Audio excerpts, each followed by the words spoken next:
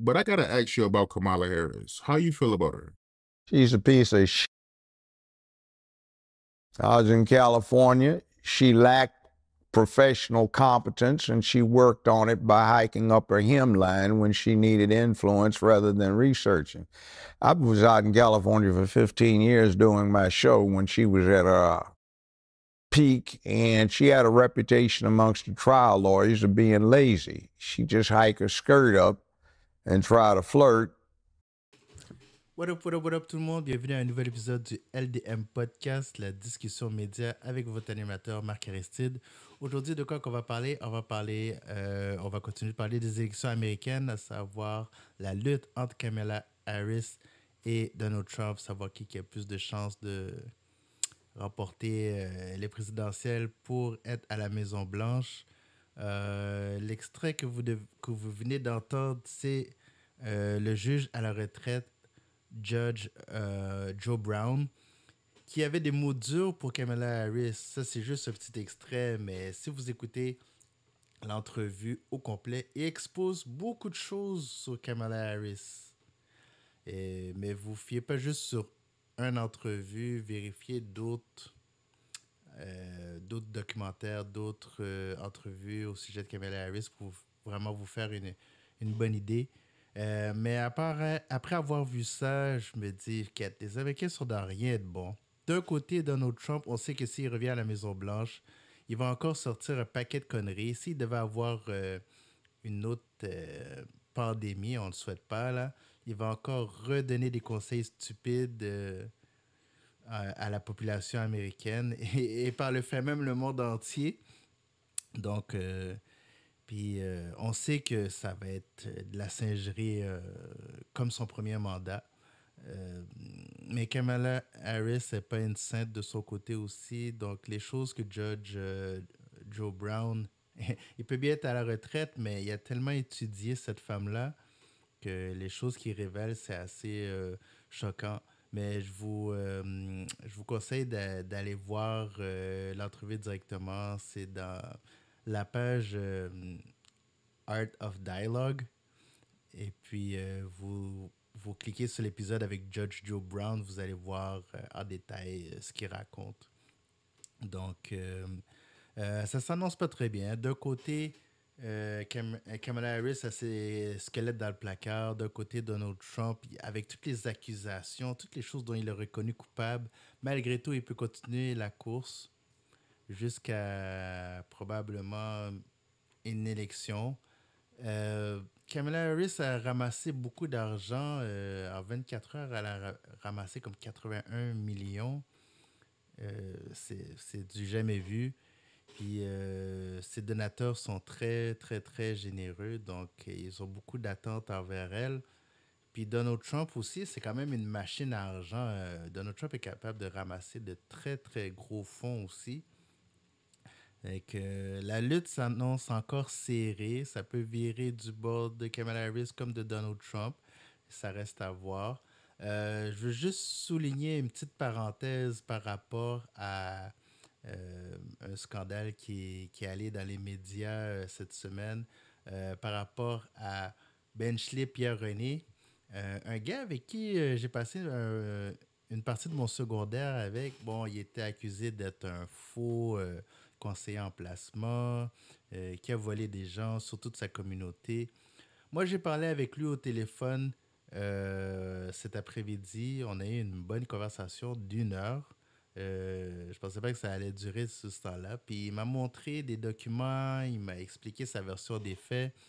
Il m'a donné beaucoup de détails qui font en sorte que la première impression que j'avais par rapport à ça, euh, bon, là je comprends mieux le dossier. Mais bon, c'est sûr, il y a des choses, peut-être que c'est mieux que je parle pas parce que son affaire est quand même toujours en cours. Mais je comprends mieux ce qui se passe, puis il n'a pas volé les montants comme l'ADP, TVA, le Journal de Montréal. Donc, ils ont fait beaucoup de salissage sur son nom. Euh, Moi, s'il y a quelque chose que je peux dire là-dessus, c'est que je tiens à m'excuser auprès de lui parce que moi, j'avais posté une story à ce sujet-là, puis j'avais mis le post sur Facebook aussi sans avoir tous les faits. Donc, c'est toujours bon de parler directement avec la personne qui est dans le soi-disant scandale. Quand on n'a pas la version de la personne attaquée, on n'a pas tous les éléments, on ne peut pas vraiment se faire une idée. C'est comme, rappelez-vous, il y avait un épisode que j'avais fait dans le podcast par rapport aux fermetures des boutiques Central. Et j'ai eu un appel de la gestionnaire qui était très, très, très intéressant. J'ai eu plus de détails, j'ai pu changer ma perspective par rapport à la situation. Elle m'a donné beaucoup, beaucoup d'informations dont je ne peux pas parler parce que son cas est en cours. Euh, mais si jamais dans le futur elle veut en discuter davantage dans une entrevue, je vous présenterai ça par la suite. Mais c'est ça, toujours aller chercher les éléments, comme ça, ben, ça permet de mieux saisir ce qui se passe entre les deux parties. Maintenant, pour les élections présidentielles, Donald Trump veut toujours pas débattre Kamala Harris. Ça semble montrer quand même une grosse peur. Jusqu'à maintenant, tu sais, là, quand on est en août, et puis les élections sont le 4 novembre, ça laisse pas beaucoup de temps. S'il a toujours peur de faire une entrevue, ça risque de pas se passer, mais tu sais, j'ose croire qu'il va porter ses couilles, là. Tu sais, il peut faire un effort quand même de... Parce que, tu sais, c'est beau traiter Kamala Harris de laughing Kamala, parce que c'est vrai que des fois, elle rit pour rien. Ça, par exemple, je lui donne ça, là. Des fois, son rire sonne très faux. Euh, mais Donald Trump, ce qui est plate avec lui, c'est que quand il n'y a pas d'argument, il s'attaque directement au physique de la personne. Au lieu d'attaquer le bilan, c'est toujours les caractéristiques physiques. Il fait beaucoup de salissage ou comme on appelle ici, du lançage de boîtes. Fait que, tu sais, c'est vraiment un gamin, Donald Trump. En politique, là, c'est pas un exemple à suivre, c'est pas un modèle. Il y a très peu d'arguments, il y a un vocabulaire très limité. Et il peut pas sortir des phrases élaborées. Tu sais, dans son premier mandat, quand il voyageait à l'étranger pour rencontrer différents chefs d'État, ses discours à l'étranger c'était tellement basic. Les conversations sont pauvres. Tu sais, quand on fait tout le contraste entre lui et Obama, il y a tellement un gros gap immense. Puis même entre lui et, disons, les 2 premières années de Joe Biden, tu sais, c'est pas du tout les mêmes personnes. Ça n'a pas la même classe. C'est pas la même éducation. Comme là, même dernièrement, à The View, son neveu a sorti un livre contre lui. Et quand les gens de la famille commencent à sortir pour révéler des choses sur toi, ça va pas bien, là. Moi, j'ai pas regardé le livre, j'ai pas lu, donc j'ai pas de détails sur ce qu'il raconte. Mais il dit que tu sais, ça permet aux gens d'apprendre le côté malsain de Donald Trump. Donald Trump qui a déjà souhaité la mort à son propre neveu, c'est assez incroyable, là.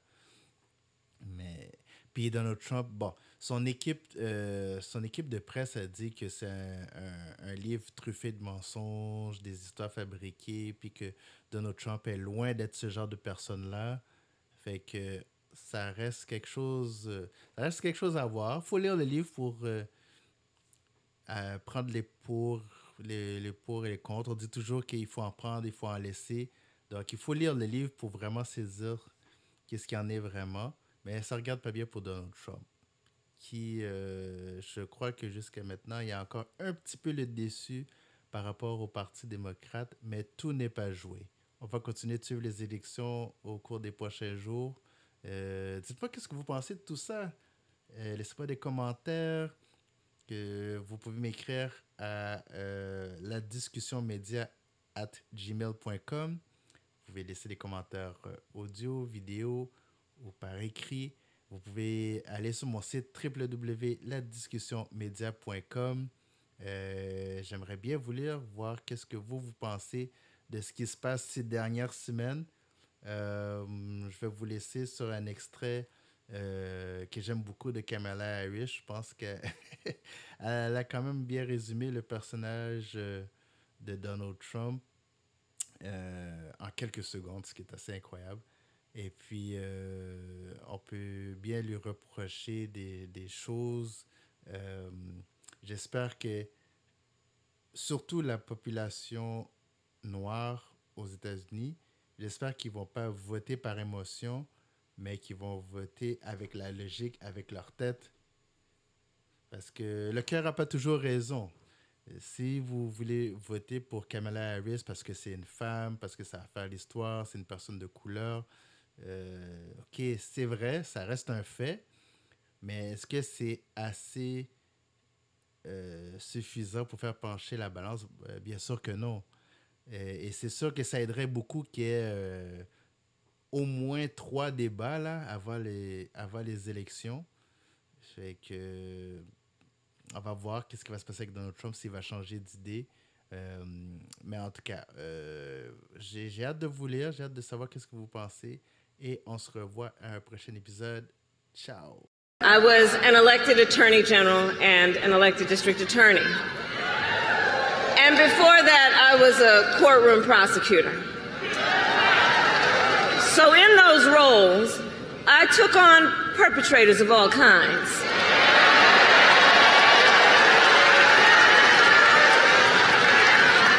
Predators who abused women.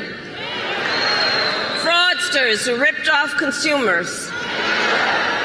Cheaters who broke the rules for their own gain. So hear me when I say, I know Donald Trump's type.